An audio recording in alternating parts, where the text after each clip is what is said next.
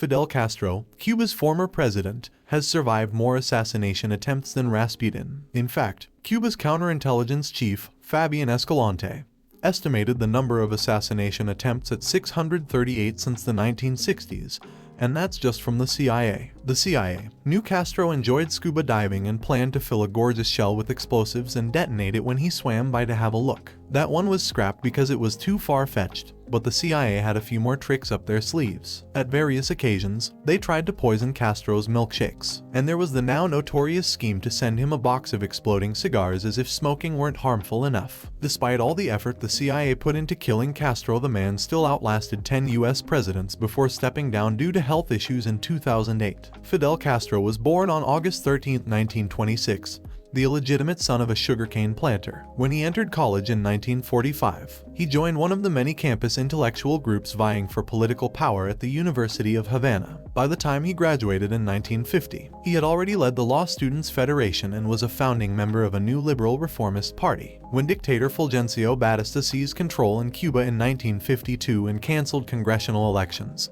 he took part in 2 international political upheavals in Colombia and the Dominican Republic. After years of guerrilla training, Fidel significantly outmanned force-destroyed Batista's army, forcing him into exile in 1959. Fidel Castro was now the leader of Cuba and a hero to his people. He was a symbol of hope for the poor, but he would soon become a threat to the United States, a country with political and economic interests in Cuba. The CIA-backed Bay of Pigs invasion in 1961 failed, but the most precarious situation involving Fidel was the Cuban Missile Crisis in 1962, when the Soviet Union transported nuclear missiles to Cuba, arming them in silos within striking distance of the US. His willingness of a very small country to take on the US was pretty dramatic, and it led to arguably the most dangerous moment in American history. In the Western Hemisphere, as an attack by the Soviet Union on the United States requiring a full retaliatory response upon the Soviet Union, relations between the US and Cuba deteriorated, resulting in an embargo and an end of diplomatic relations by 1963. By this time, Fidel had declared Cuba an official socialist state, seizing foreign assets